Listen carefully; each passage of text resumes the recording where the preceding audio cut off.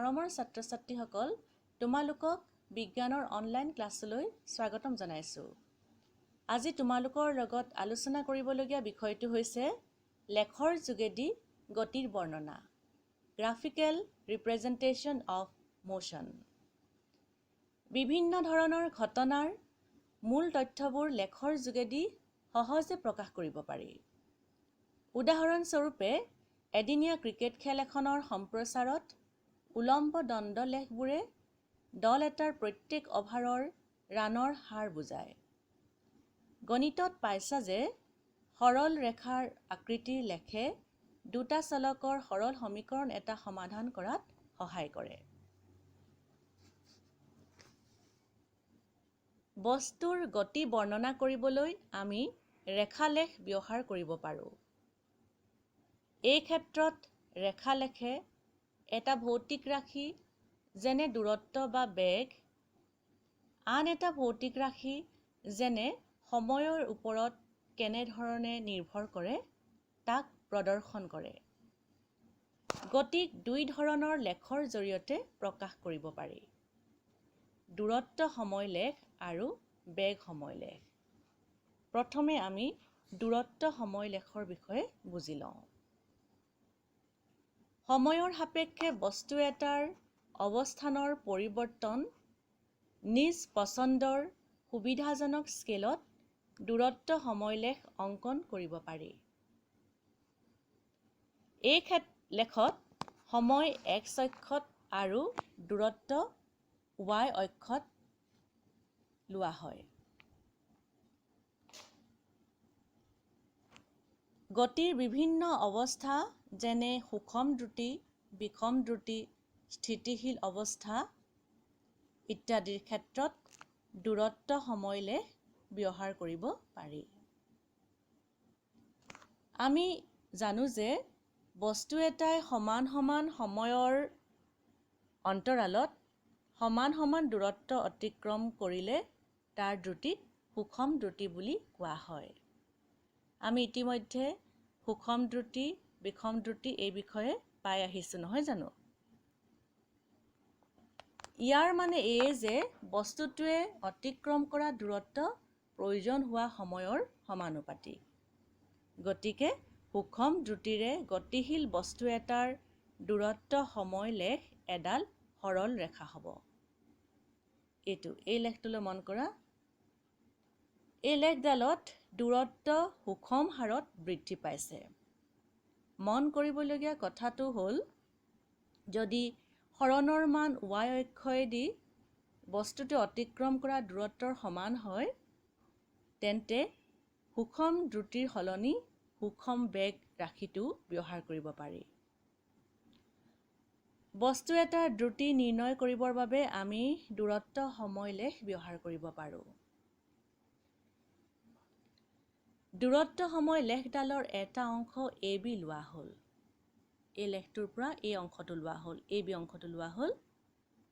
A বিন্দুৰ পৰা X অক্ষৰ সমান্তৰালভাৱে এডাল ৰেখা আৰু B বিন্দুৰ পৰা Y অক্ষৰ সমান্তৰালভাৱে আন এডাল ৰেখা অংকন কৰা হ'ল। A বিন্দুৰ পৰা এই X অক্ষডালৰ সমান্তৰালকৈ এডাল ৰেখা আৰু B বিন্দুৰ পৰা Y অক্ষৰ সমান্তৰালভাৱে আন এডাল ৰেখা অংকন কৰা হ'ল। আৰু এই ৰেখা দুডালে C বিন্দুত কটাকটি কৰি ABC ত্ৰিভুজ গঠন কৰিছে। এই দুডাল ৰেখাই C বিন্দু কটাকটি কৰিছে আৰু ABC নামৰ এটা ত্ৰিভুজ গঠন কৰিছে। ইয়াত লেখডালৰ AC অংশই সময়ৰ অন্তৰাল T2 - T1 আৰু BC দূৰত্ব S2 - S1 সূচাইছে।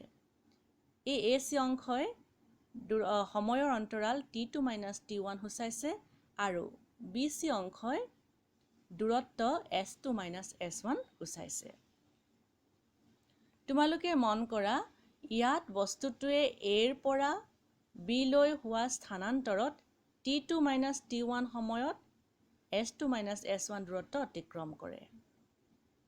গতিকে বস্তুটোৰ দ্ৰুতি V হ'ব V = S2 - S1 by T2 - T1। তোমালোকে ইতিমধ্যে পাই আহিছা দ্ৰুতি V = S/T। S হৈছে দূৰত্ব, দূৰত্ব বাই সময়। এই ক্ষেত্ৰত কি হৈছে দূৰত্ব s2 - s1 by t2 - t1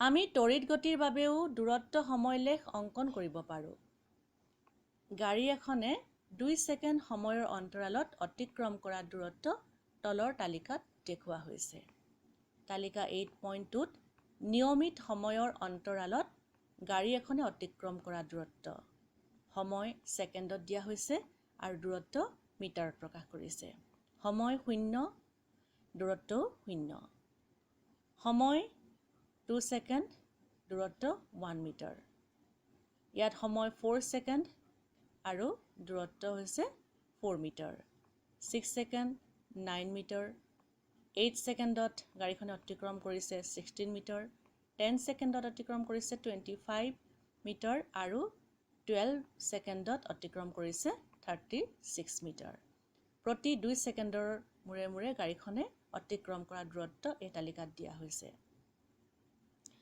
গাড়ীখনৰ গতিৰ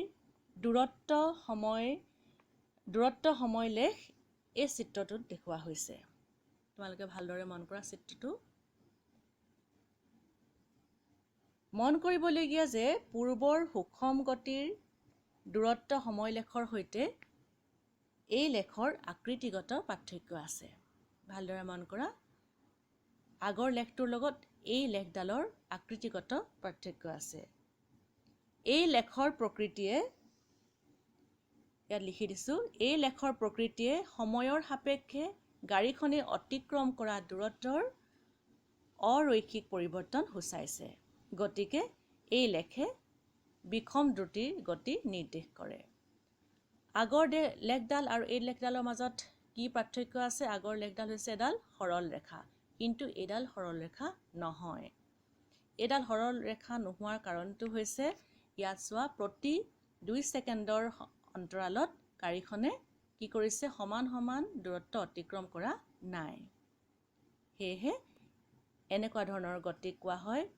দ্ৰুতি কোৱা হয় বিষম দ্ৰুতি আৰু এই লেখে বিষম দ্ৰুতি গতি নিৰ্দেশ কৰিছে ছাত্ৰ ছাত্ৰীসকল তোমালোকে নিশ্চয় দূৰত্ব সময় বেগ এই বিষয়ে আজি যি ভিডিঅ'টোত আলোচনা কৰিলো বুজিব পাৰিছা আমি পিছৰ ভিডিঅ'টোত ইয়াৰ পাছৰ অংশ বেগ সময় লেখৰ বিষয়ে আলোচনা কৰিম আজিলৈ ভিডিঅ'টো ইমানতে সামৰিছো থ্যাংক ইউ